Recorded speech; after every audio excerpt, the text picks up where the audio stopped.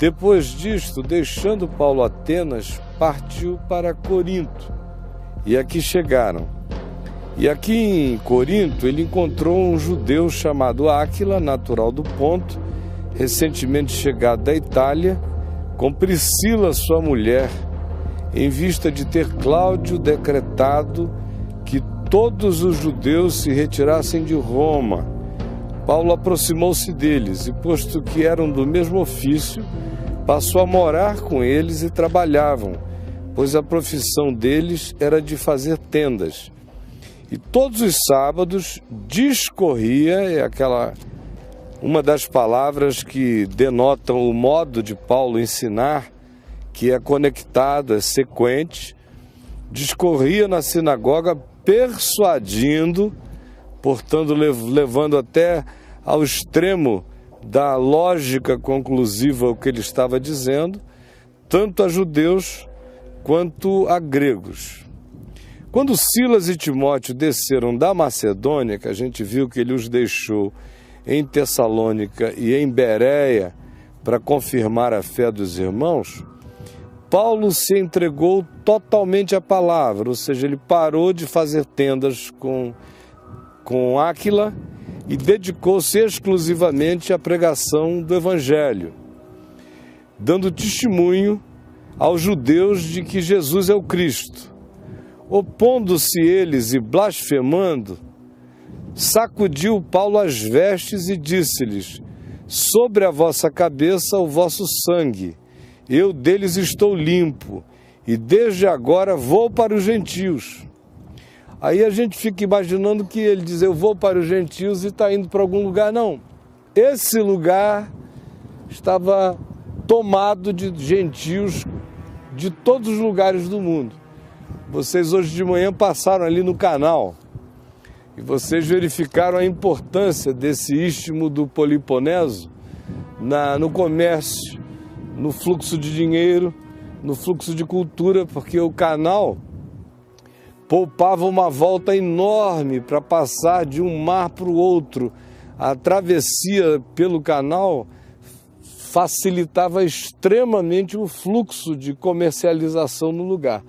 As tentativas de uso do canal eram antiquíssimas. Desde a antiguidade, antes de se cavar o canal, se criou primeiro um sistema de tentativa de puxar os barcos todos por rolos de madeira para economizar essa volta enorme. Era como fazer um shortcut de uma importância imensa do ponto de vista econômico e da proliferação dos negócios no lugar. E como Corinto está estrategicamente posicionado entre dois mares, o que aqui acontecia era de uma riqueza cultural e cosmopolitana extraordinária. E agora, ele que vinha até então não pregando na cidade toda, ele que já viera de Atenas, tendo tido uma experiência de anunciar a palavra na Ágora, no Areópago, aqui, enquanto esperava os amigos, ele trabalhou, ganhou um dinheiro, acumulou alguma coisa para o sustento próprio, e quando Silas e Timóteo chegaram, ele disse: bom, agora jogo é jogo, treino é treino, vamos partir para as cabeças. E aí começaram a pregar intensamente na sinagoga, e a rebelião da sinagoga foi imediata, e ele agiu com aquela mesma atitude que Jesus recomendou em Lucas 10, quando ele enviou aqueles 70 para pregarem de cidade em cidade, dizendo: onde vocês chegarem, procurem gente boa de Deus. Se vocês entrarem numa casa e encontrarem filhos da paz, permanecei nessa casa, porque aí vocês têm uma conexão de energia espiritual idêntica. Mas se não for assim, não fiquem. E se vocês forem expulsos, não levem nem a poeira do lugar nos pés de vocês, ou seja, não deixem ficar nenhum resíduo disso aí em vocês. E aqui na sinagoga de Corinto, depois da hostilidade e quando foram expulsos, Paulo fez o que Jesus disse que os apóstolos fizessem. Ele disse: olha, eu não levo nem a poeira dos meus pés. e o sangue de vocês fique na cabeça de vocês. Jamais digam que não houve a oportunidade clara, límpida, direta da pregação do Evangelho, porque vocês ouviram, vocês entenderam, vocês rejeitaram, porque vocês não querem viver com as implicações e com as consequências do que lhes foi anunciado.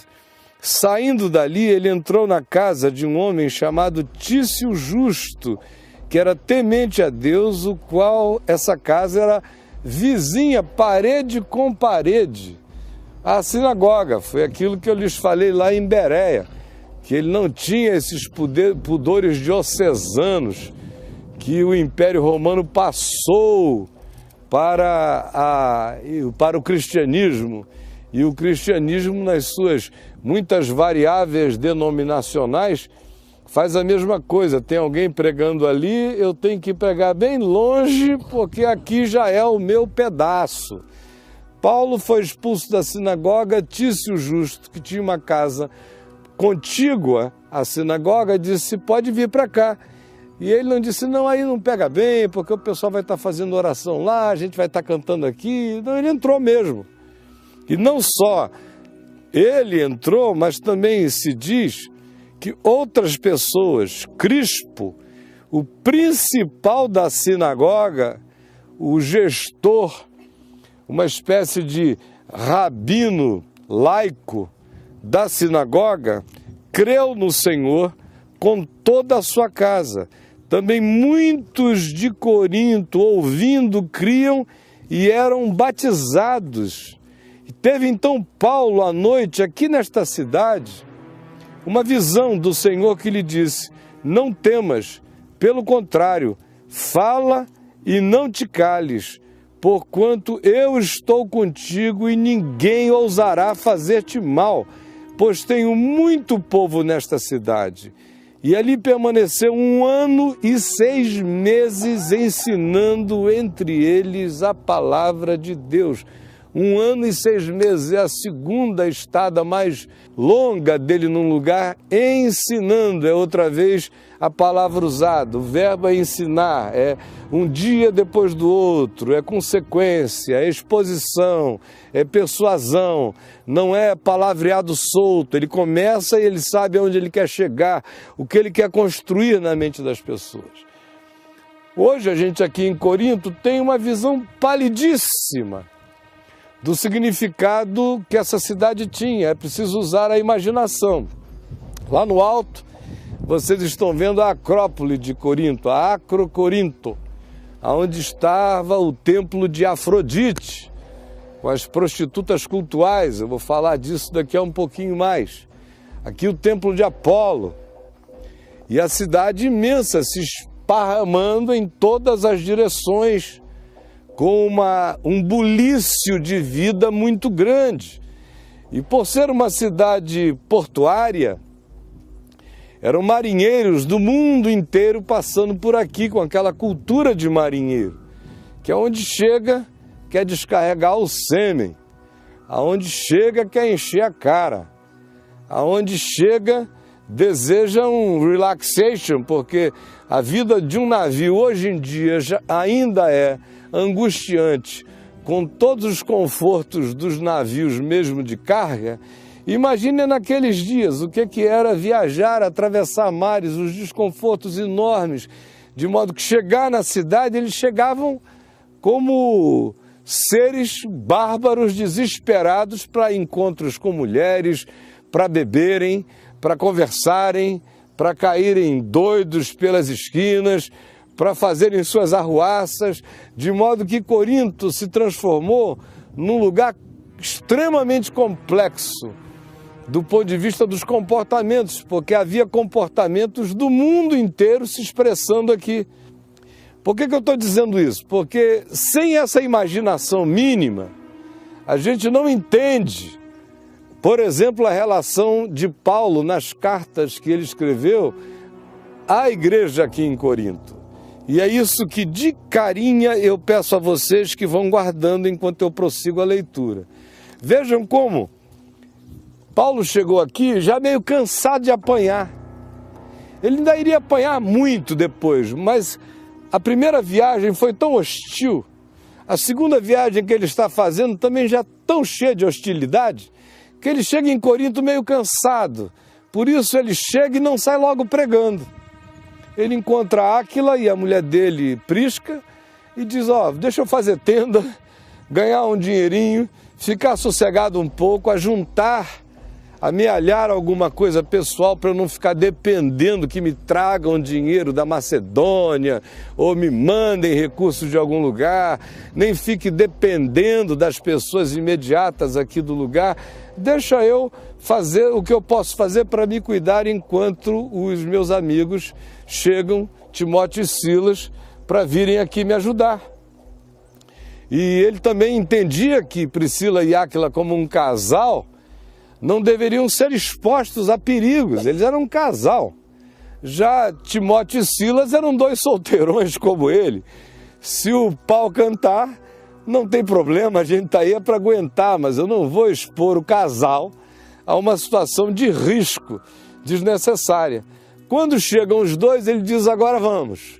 E aí agride a sinagoga com o ensino e a sinagoga não suporta. E ele vai para a casa de Tício o Justo. E o verso 12 diz, quando, porém, Galho era procurador da Acaia, que incluía a cidade de Corinto, levantaram-se os judeus concordemente aqui em Corinto contra Paulo e o levaram ao tribunal local, aqui na cidade, dizendo, este persuade, olha como os inimigos dele sabem que ouvir Paulo é ouvir um cara que diz coisa com coisa. Não era um sujeito que ejaculava opiniões em qualquer direção, não. O que ele começa, ele termina. Tem começo, meio e fim. Por isso é tão esmagador, é um rolo compressor, ungido pelo Espírito Santo. Este persuade os homens a adorar a Deus de modo contrário à lei. Ia Paulo falar em sua defesa quando Galho declarou aos judeus, se fosse com efeito alguma coisa de injustiça ou crime de maior gravidade, ó judeus, de razão seria atender. Mas é questão de palavra, de nomes, da vossa lei. Tratai disso vós mesmos, eu não quero ter nada a ver com essas coisas. E os expulsou do tribunal. Se esses evangélicos todinhos que ficam aí nessa discussão danada, nessa conversa, viessem e encontrassem um galho pela vida, eles iam levar não de galho, mas de galho do galho, porque é tudo conversa fiada mesmo. E os expulsou do tribunal, então todos agarrando a Sóstenes, o principal da sinagoga, o espancaram diante do tribunal. Galho, todavia, diz aqui, não estava nem aí. Bom, mas Paulo, havendo permanecido ali mais alguns dias, por fim, despedindo-se dos irmãos, navegou para a Síria, que ele queria voltar até Antioquia da Síria, levando em sua companhia Priscila e Áquila, e depois de ter raspado a cabeça em Cencreia, que é um porto que está a alguns poucos quilômetros daqui, porque tomara voto, ele estava indo para Jerusalém, e ele toma esse voto da perspectiva de diminuir as implicações das cacetadas que em Jerusalém ele iria receber por já ter se tornado tão alienígena em relação à cultura judaica como um judeu. Agora, uma outra palavra antes de entrar em 1 Coríntios. Aqui em Corinto, a situação de promiscuidade era tão grande em todos os níveis que o nome da cidade, Corinto, virou verbo. Havia uma existencialidade corinta. Havia um impulso que dizia, em qualquer direção que seja a sua pulsão, vá. Isso virou uma cultura no lugar. Agora, é para esse povo, dessa cultura, com essa atitude, que Jesus diz, eu tenho muita gente nesta cidade, Paulo, por isso fica aqui. porque à medida em que a palavra for sendo pregada, eles vão se desintocando, eles irão se manifestando e você verá quem são esses muitos que me aguardam aqui, embora não saibam que me querem, não saibam que me precisem, não saibam ainda que é a mim que desejam. Aí Paulo fica, prega, gente se ajunta à fé e depois ele vai embora. A sequência você acompanha no livro de Atos dos Apóstolos, mas uma igreja fica plantada aqui, ela não é pequena.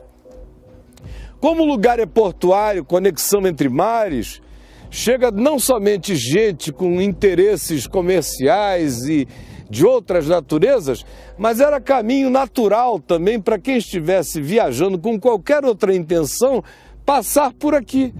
E também chegam nessa mesma onda muitos outros pregadores do Evangelho, alguns bons, outros nem tanto, e alguns péssimos, deturpadores do Evangelho de Cristo, como Paulo vem a chamá-los mais adiante de falsos apóstolos, obreiros fraudulentos, que aqui se aproximaram.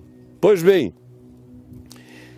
a característica da igreja que aqui se plantou em Corinto, a gente lê na primeira epístola de Paulo, que é a de uma comunidade que ele chama de crianças carnais, bonecos de carne, é a expressão grega, porque vocês ainda são bonecos de carne. Ou como ele descreve na primeira epístola, no capítulo 2, vocês são homopsíquicos, são apenas homens da alma, são homens pulsionais, são apenas seres de resposta. Olharam, vamos, viram, ai, é esse indivíduo que vive respondendo borboleantemente àquelas que sejam as sugestões. Não há uma consciência sendo mestre do ser, nem espírito. O que há é uma alma extremamente responsiva em todas as direções. No mesmo dia ou na mesma semana você vê a pessoa com emoções as mais distintas e respostas em direção a coisas diversas, porque o homopsíquicos é como uma água viva daquele fluxo, misturando a pulsão com a corrente. É pulsão com corrente. Mas não há uma direção definida que só uma consciência madura produz. E aí na primeira epístola, uma vez que ele diz que essa é a natureza desses indivíduos, ele começa primeiro, dizendo, eu ouço, e ele entrega mesmo, não tem essa história, diz, tem um pessoal aí em Corinto que me falou, ele diz, não, são os da casa de Cloé, que me contaram que é uma brigalhada, é uma divisão danada entre vocês em nome de uma pseudo-espiritualidade. Porque tem um grupo aí que diz, eu sou de Paulo. Tem um outro grupo que diz, eu sou de Apolo, que era um pregador eloquente, a quem Priscila e Áquila ajudaram a afinar a consciência da fé, porque ele era ótimo de palavra, mas ainda raso na percepção do Evangelho.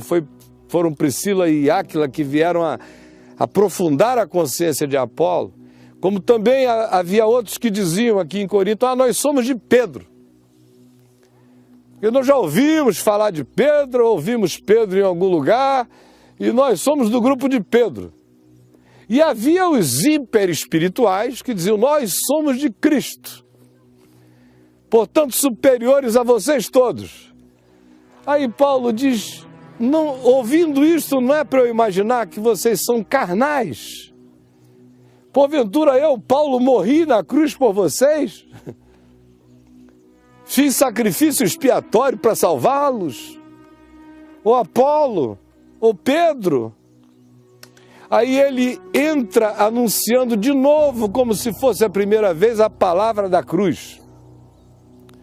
Palavra da cruz que é loucura para os que se perdem, mas para nós que cremos é poder de Deus para a salvação. E também vai desmontando todo o processo de chegada de pregadores gnósticos, querendo dar aquela ênfase na sabedoria salvadora, naquela sabedoria de mistério. Quem souber certas coisas acima de outros, eleva-se espiritualmente sobre esses outros. Ele diz: vocês não entenderam que Deus tornou louca toda essa sabedoria do mundo? Porque a pregação do Evangelho, para os judeus, é um escândalo, é um absurdo pensar que o Eterno se encarnou num homem. Para os gregos é uma loucura indescritível. E Paulo tinha tido a recente experiência grega em Atenas, da zombaria, da brincadeira, na hora que ele fala do Deus encarnado e da ressurreição. E é isso que ele vai encontrar o tempo todo, era inconcebível. E ele diz: mas Deus tornou louca a sabedoria deste mundo e se revelou aos simples no Evangelho. Aí ele ataca, numa cidade que também tem muita prosperidade econômica, a soberba dos que estavam começando a se engrandecer numa teologiazinha da prosperidade.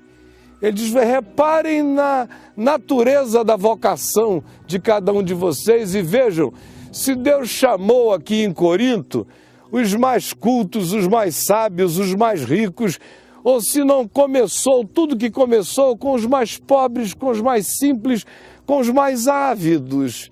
Porque a loucura de Deus é essa, é inverter sistemas e polos e valores o tempo todo.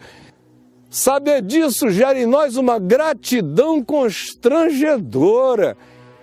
Saber que antes de tudo eu já estava perdoado, agora eu tenho a consciência. Ora, se eu fui perdoado, é porque eu precisava ser perdoado de algo, que se eu não fosse perdoado desse algo, eu estaria perdido. Mas eu fui perdoado unilateralmente daquilo que me perdia. Só que eu fui perdoado antes de saber, e agora eu sei. Ora, se eu sei, essa consciência me faz saber que com tal perdão surge agora a vontade constrangida de não brincar mais com aquilo que mata. Então, vocês levaram para o outro lado, como tudo aqui é extravagante, vocês levaram também a palavra da graça para uma extravagância que é uma desgraça, a ponto de que há entre vós alguém que ousa subir na cama do próprio pai para possuir a sua mulher, que não era exatamente a mãe dele. Provavelmente o homem fosse viúvo, casado uma outra vez, e o garoto já assim, taludinho, membro da igreja, um rapaz que sabia das coisas, achava que se garantia. Poxa, papai casou com uma mulher maravilhosa. E a mulher, pelo jeito, devia ser bonitinha, mas ordinária. Porque dizia: vem que tem. E os dois estavam se embolando na cama do velho. E a cidade, por maior que fosse, era pequena, essas coisas correm, vão embora.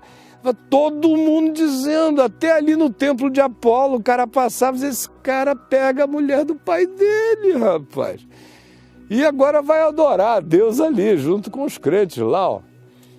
Aí Paulo diz: é uma loucura o que está acontecendo. E ele diz uma palavra fortíssima: se eu estou longe agora, eu não estou aí, mas eu determino que, reunidos vós e o meu espírito, esse rapaz seja entregue a Satanás. Olha que coisa horrível.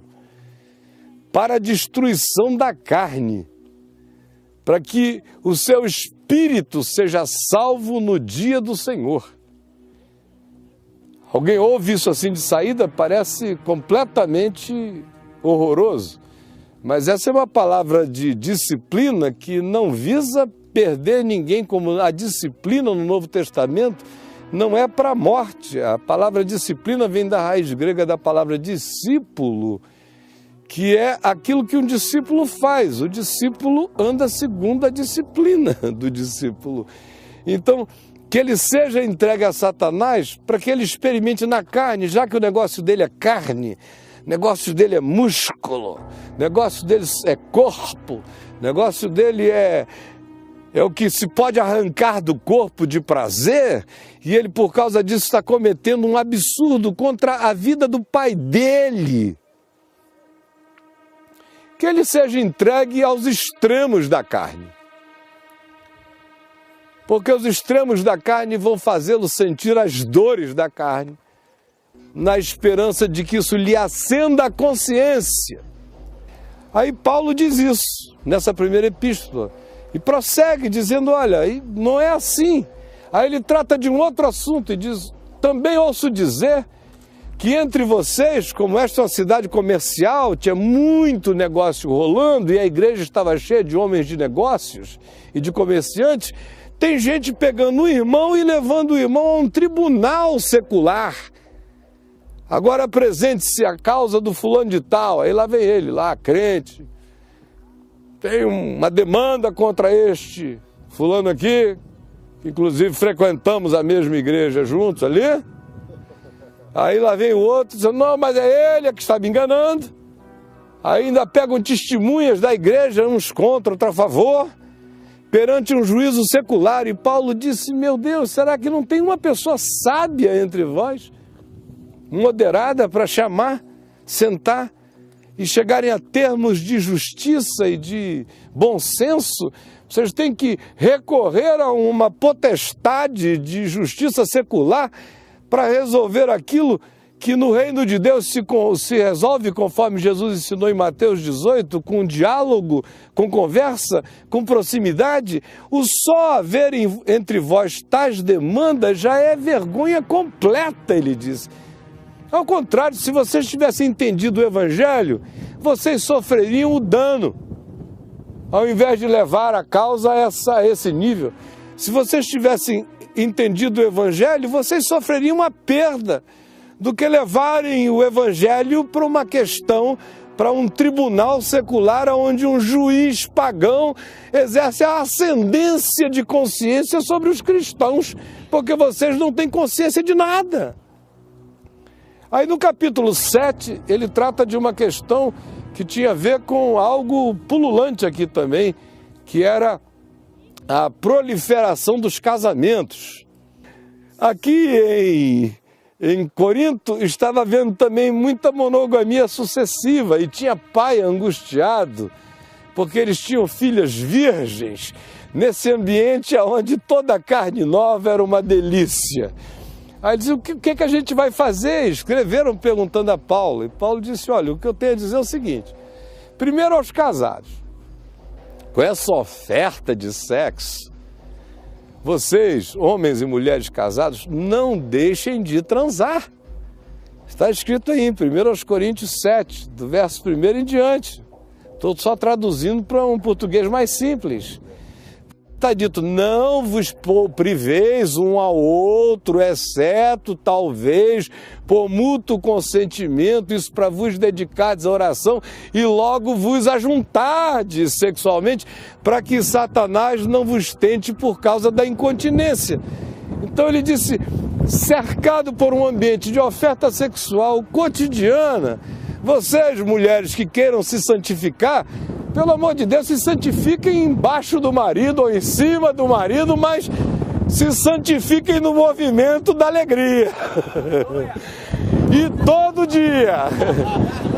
E o tempo todo. E se tiverem que dar uma paradinha, seja por consentimento mútuo e numa exceção, apenas para vocês se dedicarem à oração e não por muito tempo, para que Satanás não vos tente em razão da incontinência. A primeira coisa que ele diz. A outra coisa é para os jovens, aqueles jovens aí, a moçada angustiada, ai meu Deus, é muita mulher, e o Evangelho diz que a gente pode casar, deve casar, amar alguém, mas não viver de experiências múltiplas e promíscuas. Aí Paulo sai com aquela que até hoje é muito mal entendida, né? É melhor casar do que viver abrasado. Dá a impressão que o casamento é uma solução para quem está saindo na mão e não quer pegar a mulher na contramão ali na esquina, quando na realidade O que ele está dizendo é, ao invés de vocês nutrirem essa solteirice promíscua, por que que vocês não decidem corajosamente amar alguém, encontrar alguém, e aí casarem-se e praticarem o que eu acabei de falar acima, terem a vida conjugal íntima, afetiva e também sexual intensa, do que ficar nessa pseudo-liberdade de um solteiro que acaba caindo dia a dia numa promiscuidade maior. Aí ele prossegue e fala dos pais aflitos com as filhas virgens. O que que a gente faz? Naquele tempo os pais ainda tinham ascensão sobre a vida das filhas. E um pai tinha ainda naqueles dias o poder de manter sua filha virgem. Faz tempo que essa era acabou, né? Hoje pai e mãe são os últimos a saberem que às vezes a menina virou Maria Batalhão. Mas naquele tempo dava para segurar. Tanto é que Paulo não fala com as moças, ele fala com o pai. Se algum pai tem filha virgem, pretende mantê-la nesse estado ainda mais, ou porque ela não esteja adequada, não encontrou ninguém que seja de confiança naquele tempo, vocês têm que saber, as escolhas para casamento passavam decisivamente por aprovações familiares, sobre caráter, atitude, era um outro mundo, com outra consciência. Hoje a gente fica até chocado, escandalizado com isso, mas o mundo antigo não conhecia outra forma de tratamento relacional que não viajasse também por dentro dos consentimentos paternos e maternos e dos estímulos familiares. Aí ele diz, se alguém quer manter a sua filha virgem e consegue fazer isso sem violência, bem faz. Porque do jeito que as coisas estão em volta, as alternativas são muito poucas. E casar por casar gera frequentemente mais problemas do que a vida de um solteiro em si acarreta. De modo que não fiquem procurando casamentos por casamentos. Se casarem, casem com quem de fato se pode casar. Em se casando, casa. Ao invés de simplesmente dizer que tem um contrato de relação conjugal com alguém. Mas, ao dizer isso, ele diz, mas tem que haver também consentimento, bom senso, harmonia, para que isso não seja uma decisão despótica. Aí ele fala das mulheres que estão casadas com homens não crentes, ou seja, quando ele chegou aqui, muitas mulheres creram no Evangelho, mas já eram casadas com adoradores de Apolo, ou de qualquer um outro deus, ou com práticas distintas e variadas. E aí, essas pessoas queriam saber o que fariam agora. Aí Paulo diz, olha, se esse já é o seu caso, e o seu marido, não cristão, não discípulo, consente em viver com você, consente, tem um sentimento de assentimento sincero nesse vínculo, não se separe dele, de jeito nenhum. Agora, se você está casada com alguém ou casado com alguém diametralmente oposto, e esse vínculo, ele diz, só produz escravidão, sujeição, desigualdade, esmagamento, humilhação, acachapamento. Se ninguém tem que ficar sujeito a isso, ele disse. Que se separem, que se apartem. Porque nós não fomos chamados a nenhuma forma de escravidão humana. Toda escravidão humana é anti-Deus, é anti-vida. A gente só fica sob escravidão, Paulo diz, escrevendo aí um pouquinho mais adiante, se não tem alternativa entre estar escravo e respirar. Respire escravo ainda. Viver, ser é melhor do que não ser. Mas se você tiver uma oportunidade mínima de sair desse jugo de escravidão, de qualquer que seja a natureza, saia fora. cada um ande conforme Deus o tem chamado, é o que está escrito aí. Aquele que foi chamado sendo escravo é liberto no Senhor. E aquele que foi chamado em Cristo sendo livre é escravo de Cristo. De modo que o escravo de homens em Cristo fica liberto na consciência.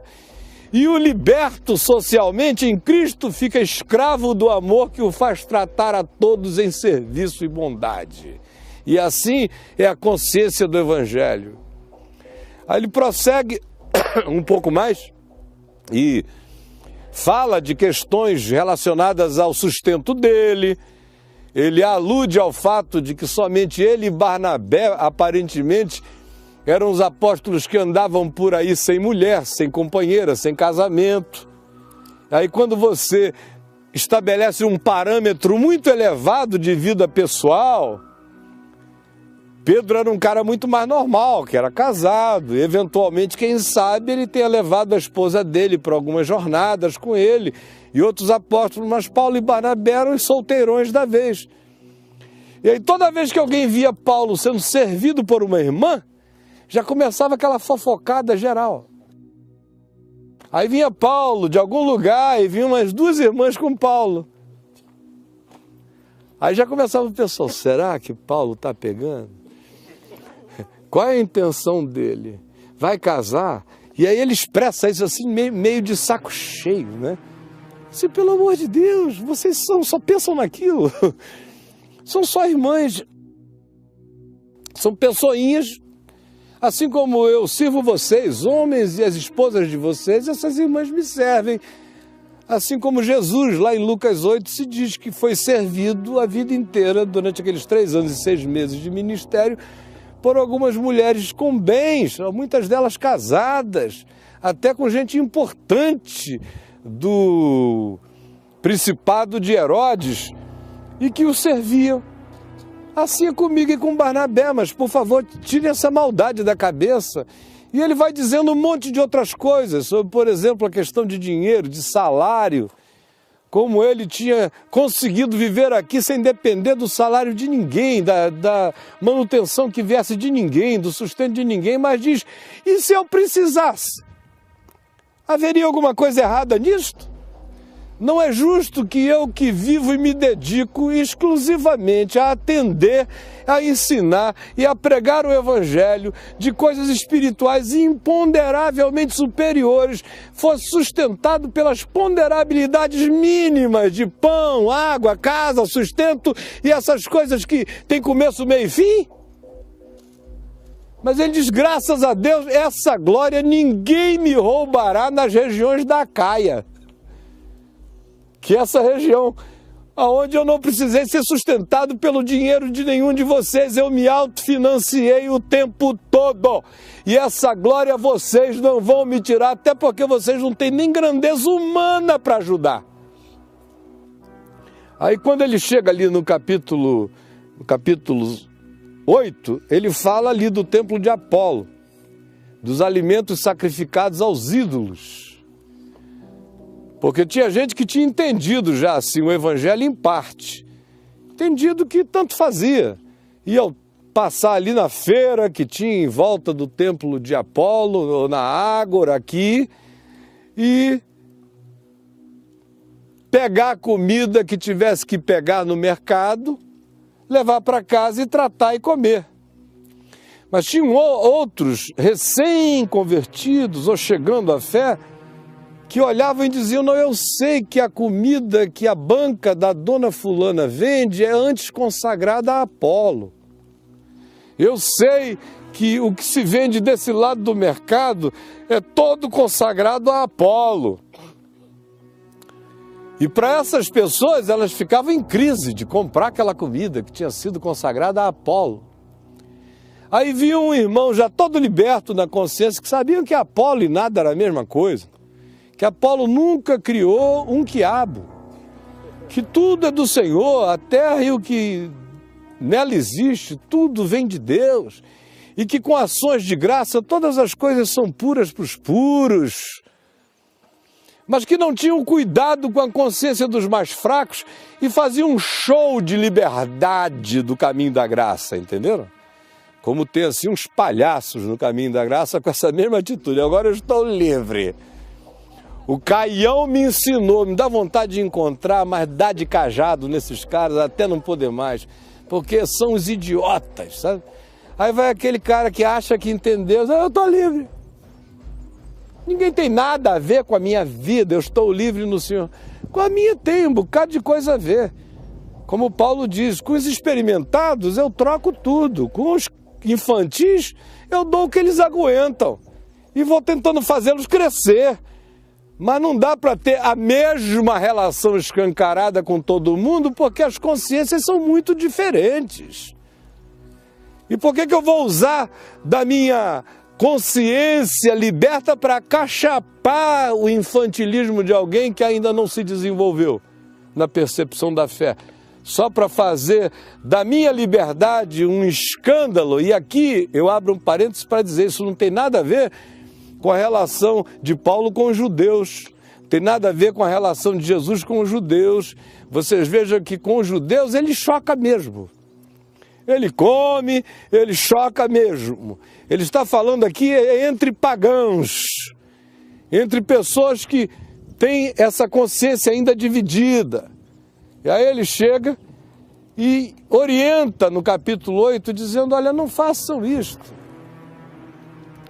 Tenho bom senso, todas as coisas me são lícitas. Disso eu sei, mas nem todas me convêm. Todas as coisas me são lícitas, mas nem todas me edificam. É um tema que ele volta a pegar de novo no capítulo 10.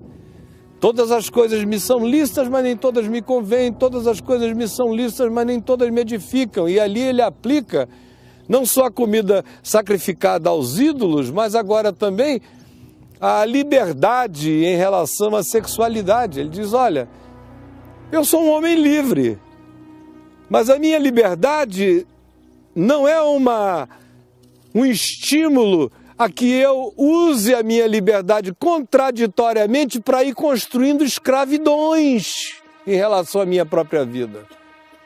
Eu sou livre para também dizer não. Sou livre para escolher o que é bom. Liberdade que não dá a você o poder de dizer sim para o que merece sim e não para o que merece não, não é liberdade, é licenciosidade. Então ele chega e diz, o corpo de vocês é para o alimento. Assim como você pega uma comida e come, ela vai para o seu estômago e é digerida, ela está entrando no processo natural. No fim, tanto a comida que você comeu quanto o seu próprio corpo vão ser destruídos, vão acabar um dia. Agora, enquanto você vive no corpo, saiba disso. Seu ente físico, psíquico e espiritual existem para o Senhor. E o Senhor, para habitar a sua realidade. E aí a gente não está falando de comer uma comida que sai para lugar escuso, processado por um corpo que depois de um tempo vai ser destruído pelo próprio processo do tempo. Não. Quando ele fala agora aqui de corpo, ele está falando do ser integral. Você é para Deus, coma Deus. E Deus é para você. Encha-se de Deus. Esse é o processo. Aí ele adverte no capítulo 10, usando Israel como exemplo. Daquela idolatria no deserto. Aí ele diz, não se tornem idólatras, como eles foram no deserto e pereceram. Não se entreguem à promiscuidade como eles se entregaram e sucumbiram. Não se entreguem à murmuração, à reclamação como eles o fizeram e foram feridos pela sua própria amargura. Não se entreguem a nenhuma dessas coisas que aqui faziam parte do métier existencial de muitos viciados nas práticas antigas, de modo que Corinto é uma igreja que chegou, cresceu, se ampliou, aderiu, mas o processo de lavagem pela palavra e de transformação da consciência foi extremamente lento. Aí ele entra no capítulo 11 e faz uma menção a Acro-Corinto, que é a questão do véu. Porque lá em cima, na Acro-Corinto, no templo de Afrodite, havia prostitutas cultuais. Eram aquelas mulheres que atendiam no templo, e vocês sabem que no mundo grego antigo, sexo era uma das mídias de encontro com a divindade. De modo que a prostituta cultual se oferecia como uma espécie de cabo USB. Pluga aqui que eu te conecto. Então, vamos fazer a conexão. E tinha gente que ia fazer o USB lá em cima, né? E de vez em quando essas mulheres desciam de lá para cá. E elas eram mulheres extravagantes quando elas desciam. Elas vinham com a cara descoberta para todo mundo ver a beleza delas. Elas vinham descendo, cheio de marinheiros, cheio de não sei o quê. Era potencial discípulo sexual para todo lado. E as mulheres sérias de Corinto, não necessariamente as da igreja, qualquer mulher casada, séria, elas se diferenciavam usando um véu na face. A palavra véu, exousia, significa autoridade. Então o próprio véu não era só uma indumentária, era um testemunho, era uma aliança.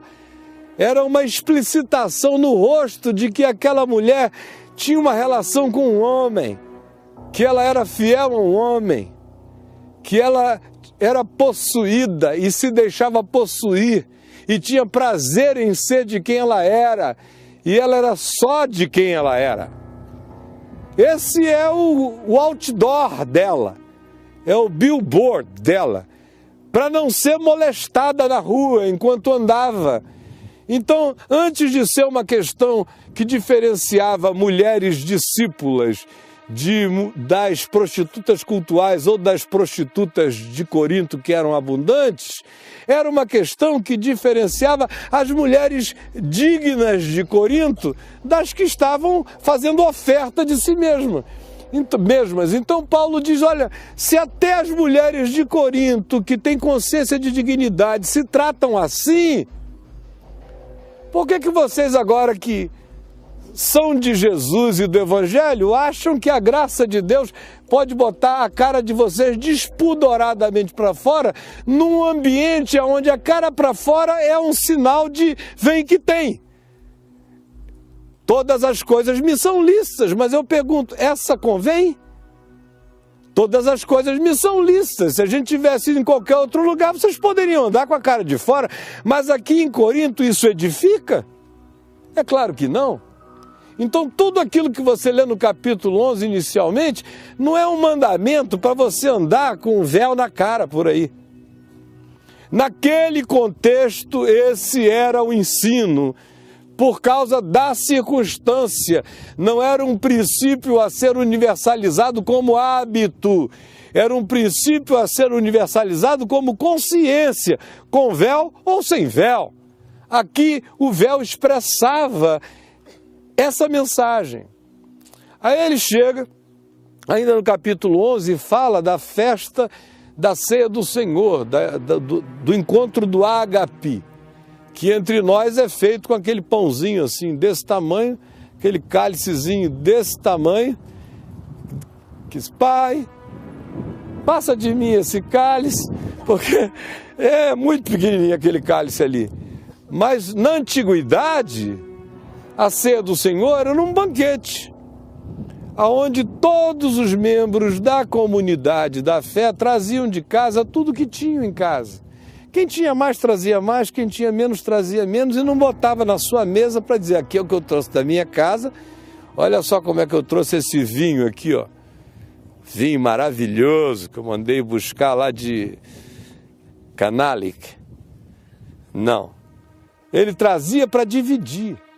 Então a pobreza de um era compartilhada com a riqueza de outro era compartilhada com todos, de modo que a mesa era comum e todo mundo se servia de tudo, porque o testemunho do Evangelho é isso. Quem tem mais não teve sobrando, quem teve menos não lhe teve faltando.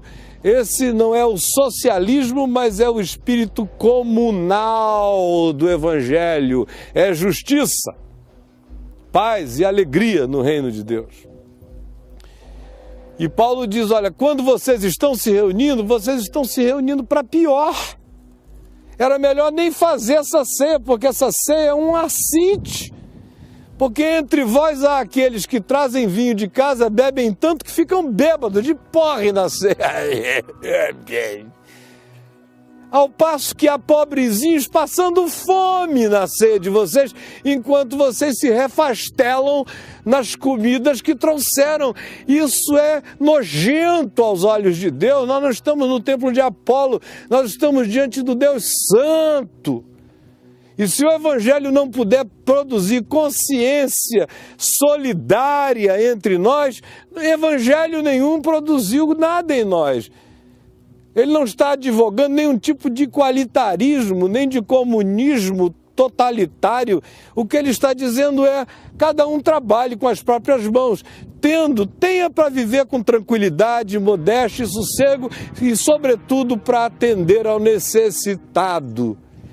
E aquele que não trabalha por ideologia, que também não coma, porque o Evangelho não alimenta nenhum tipo de procrastinação nem de preguiça. O equilíbrio da palavra é esse, e é isso que ele ensina ali, e diz, porque vocês fazem isso, o juízo de Deus vem sobre vocês, eis a razão porque há entre vós muitos fracos e doentes, e não poucos os que morrem, porque vocês vão introjetando pecado, culpa, juízo, canalice, arrogância, e fazendo isso em nome de Deus, o que torna tudo muito pior. Melhor é fazer qualquer que seja a ignorância humana distante de Deus, do que fazê-la sob o pseudo-auspício de qualquer consciência espiritual que não seja uma consciência transformadora, porque ela acaba produzindo um processo latente de culpa destrutiva no ser. Aí no capítulo 12, quase para terminar, ele fala da confusão pentecostal aqui de Corinto. Porque uma coisa que a gente precisa saber, gente, é que esse fenômeno da glossolalia, de falar em línguas, não é um fenômeno cristão. Tem gente que pensa que isso foi inaugurado ali no dia de Pentecostes, se falou em línguas pela primeira vez. Tem tribos e tribos da terra falando em língua há anos, milênios. Os cultos de mistério no Egito, em Roma, na Grécia, na Suméria antiga, porque antes de tudo é um fenômeno de estímulo psíquico. Uma pessoa pode falar em línguas porque aprendeu no IASIS da igreja, com a mulher do pastor, não é? Da glória, irmã, da glória, oleandores, cantores, labascaia, xuriemarachá, chamaricaricá, mobambariaia, da glória, irmã, oleandores, cantores, labascaia. Quem é que fica ouvindo a mesma língua numa algoravia estática que não tem nenhuma variação muito grande, e depois de um tempo se dizendo a essa pessoa, se você não falar em línguas, você não é batizada com o Espírito Santo e, portanto, não terá poder do Espírito, e que, querendo isso, não acabe cedendo a essa carnalidade. É o IASIS pentecostal. Então o cara fala em língua, eu já sei a denominação dele, quem é o pastor dele, porque é daquele grupo. Tem outro tipo de falar em línguas, que é meramente excitamento emocional. O cara está ali, todo mundo está falando e ele delira. Aí você vê que tem uns que falam até tuc, tuc, tuc,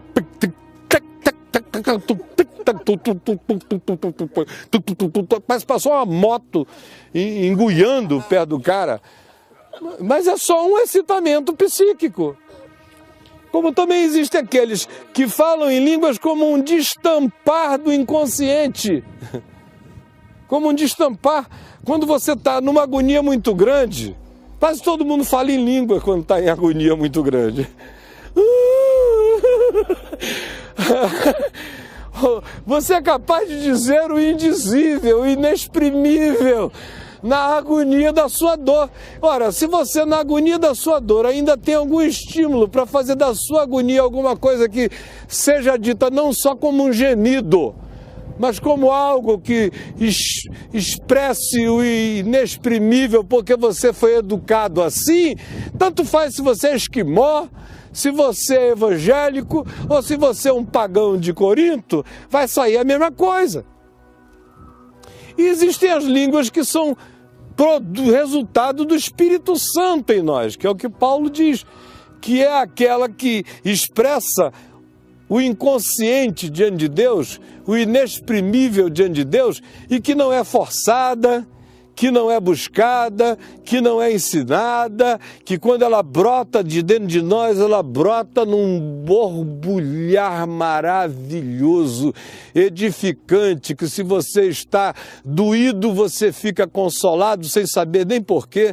Se você está alegre, você extravasa a alegria para além de qualquer riso ou gargalhar, porque brota do seu espírito. E essa é a diferença entre os fenômenos de língua universal e aquela que é genuinamente produzida pelo Espírito Santo. Mas aqui em Corinto, instituiu-se o primeiro pentecostalismo histórico, que era aquele que dizia que qualquer pessoa que tivesse um dom de sabedoria não estava com nada. Eu, por exemplo, aqui em Corinto não estava com nada, porque eu falei em línguas depois de 5 anos de convertido. E os pentecostais ficavam em crise comigo. Porque eles diziam, você expulsa demônio, cura doente, prega a palavra com essa unção e você não fala em língua. Eu não falo não, meu irmão. Por quê? Eu digo, porque eu sei as que vocês falam. Até já aprendi a imitar de vocês todos, mas em mim só vai acontecer no dia que Deus fizer, porque eu não dou nenhuma ajudinha ao Espírito Santo para falar a língua em mim. Ele é Deus. Até o dia em que brotou dentro de mim, no meu quarto, eu, mamãe e papai orando, veio aquilo e veio muitas outras vezes. Mas meu compromisso era com o ensino do Evangelho, e Paulo ensina aos Coríntios. Não faça isso em público, isso edifica você sozinho. Entra no teu quarto, fecha a porta do teu quarto e fala com teu pai que está em secreto, ou ora em línguas em secreto, mas não faz disso uma panaceia. Paulo disse em público, deem valor ao que seja racional, ao homem que os verbos da fala dele são persuadir, ensinar, todos eles em sequência. Vai dar ênfase para um negócio que orgasma nada para o entendimento dos outros e que só cria uma impressão de falsa espiritualidade que não comunica nada para agregar consciência e lucidez aos que estão ouvindo? Então no capítulo 12 ele bota ordem nessa história e diz, nem todos falam em outras línguas, assim como nem todos são apóstolos, nem todos são mestres, nem todos têm dons de curar, nem todos operam milagres, nem todos falam em outras línguas, cada coisa no seu próprio lugar e tudo com verdade, espontaneidade e sinceridade. No capítulo 14, ele bota ordem no culto, porque também estava uma loucura o culto. Tinha gente que chegava lá e dizia, aleluia, maldito Jesus, oh glória a Deus. É o que está escrito. Tinha gente que dizia anátema Jesus, maldito Jesus. Glória a Deus, maldito Jesus, aleluia, brilhando-lhes cantores. Aí ele diz, olha, ninguém que está no Espírito Santo faz assim. O Espírito Santo não anula a mente da gente, nem a consciência da gente. Por outro lado, ninguém diz, Jesus é o meu Senhor. Não uma frase que grite, Jesus Cristo é o Senhor, porque até o diabo diz isso. Este é o Cristo, não é isso que eles dizem, os demônios, várias vezes acerca de Jesus? Ou a endemoniada adivinhadora de Filipos, esses são servos do Deus Altíssimo que vos anunciam o caminho da salvação. Quando Paulo diz aqui, ninguém diz Jesus Cristo é o Senhor se não for pelo Espírito Santo, ele está dizendo aquela declaração que ele ensinou aos filipenses, que toda língua confessará, todo joelho se dobrará, que Jesus Cristo é o Senhor para a glória de Deus o Pai. Ele não está falando de uma frase feita, ele está falando de uma consciência que possui o indivíduo. Ninguém com essa consciência expressará essa convicção se não for resultado da iluminação do Espírito Santo. E no culto, que não seja uma confusão, para que aqueles que cheguem de fora sejam edificados. A ênfase seja na palavra, que é dita uma coisa depois da outra e que constrói um corpo de consciência e não um atirar louco em todas as direções, porque não vai produzir nada em ninguém. No capítulo 15, ele levanta o último problema naquele momento. Chegou um grupo aqui dizendo, olha, a ressurreição já aconteceu. Já aconteceu a ressurreição, rapaz, a gente não ficou sabendo. Já aconteceu a ressurreição. Aí Paulo pega o capítulo 15 todo e diz, olha, eu recebi do Senhor o que eu também entreguei, segundo o que eu aprendi dos apóstolos, eu mesmo encontrei a ele, mas Jesus ressuscitou de entre os mortos e primeiro apareceu a fulano, depois a Beltrano, foram encontros reais, depois a todos, chegou um dia que ele apareceu a 500 de uma vez só, e lhes ensinou a palavra durante 40 dias, comendo e bebendo com eles de maneira tátil.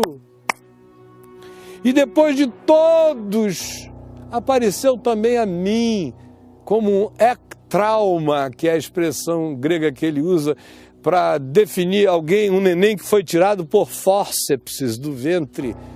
Eu que estava ali em agonia, fui arrancado por fórceps. No caminho de Damasco, ele me tirou a força. Tá, vem, Paulo. Foi visto também por mim. E o que eu quero dizer a vocês é que não fiquem ignorantes nisso. Pessoas já ressuscitaram, mas ninguém ressuscitou na perspectiva da promessa, no que diz respeito a ganhar um corpo glorificado. Esse dia quando aconteceu, os mortos em Cristo ressuscitarão primeiro, como a gente viu, Paulo falando aos Tessalonicenses, depois nós, os vivos, num abrir e fechar de olhos, iremos ao encontro do Senhor nos ares. E por último ele disse, tem gente ensinando que a ressurreição já aconteceu para ensinar também a vocês que transcendência não existe mais. Ora, se transcendência não existe mais, vocês se tornam os mais infelizes de todos os homens, porque a grande alegria e glória da gente é viver todos os dias esse gozo de que nós vamos ser transformados, de que vê-lo-emos como Ele é, de que entraremos em plenitude absoluta, de que todas as dores do tempo presente não são para comparar com a alegria, a glória a vir a ser revelada em nós. Não percam do horizonte da consciência de vocês essa transcendência, porque senão vocês se tornarão os mais infelizes de todos os homens. Agora, no meio disso tudo, ele disse aquilo que é só o que interessa para terminar aqui. No meio disso tudo, ele disse, olha, se vocês não chegarem nesse ponto aqui, qualquer outra viagem, qualquer outro tema, qualquer outra discussão, não constrói nada, é periferia da periferia, é tolice. Porque ainda que eu fale, primeiro ele começa dizendo, eis que eu vos mostro um caminho sobremodo excelente. É o caminho no caminho. Ainda que eu fale as línguas dos homens e dos anjos, se eu não tiver amor, eu serei como o bronze que soa, ou como um símbolo, um sino que retine.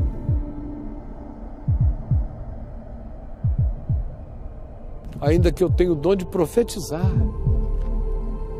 e eu conheça todos os mistérios, e toda a ciência, toda a sabedoria, e tenha todos os entendimentos, se eu não tiver amor,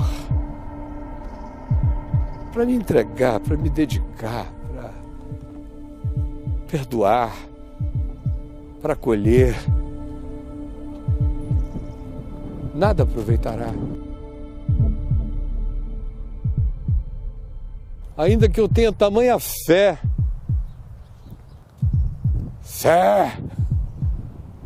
a ponto de transportar montes, se eu não tiver amor, nada disso me servirá.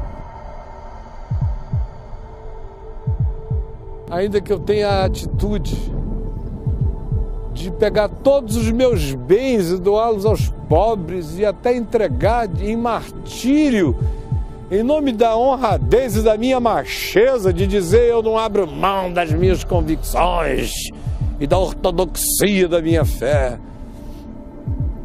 Mas se eu fizer isso tudo sem ser por causa de amor, nada disso construirá coisa alguma em mim. O amor é paciente, o amor é benigno, o amor não arde em ciúmes, o amor não se jacta, não se ufana, não se ensoberbece, o amor não se conduz inconvenientemente, o amor não se alegra com nenhuma forma de injustiça, o amor não sabe dizer bem feito. O amor apenas regozija-se com a verdade. O amor tudo sofre, não tem medo de sofrer. Tudo crê, dá chance positiva às possibilidades humanas sempre. Tudo espera o bem, espera o melhor. O amor não sabe torcer pelo que não é bom. E o amor tudo suporta. Porque o amor jamais acaba. Ele muda de formas, ele muda de modos, mudando a relação, muda o tipo de amor, mas a gente não desama. Você pode um dia ter amado alguém conjugalmente e aquela relação se inviabilizou como conjugalidade. Mas você se ama, nunca vai desamar aquela pessoa. Há muitas formas de amar, mas o amor não sabe se reverter de si mesmo. Agora nós vemos como espelho, mas naquele dia nós veremos face a face. E então, havendo línguas, cessarão. Havendo ciência, passará. Havendo profecias, desaparecerão. Agora, pois, permanecem a fé, a esperança e o amor. Agora a fé vai passar um dia, porque hoje eu creio, porque eu não vejo. No dia que eu vir, não precisarei mais crer. A esperança que eu tenho passará, porque eu espero, porque aguardo. Quando o que eu aguardo se materializar, eu não precisarei mais de esperança. Mas o amor jamais desaparecerá.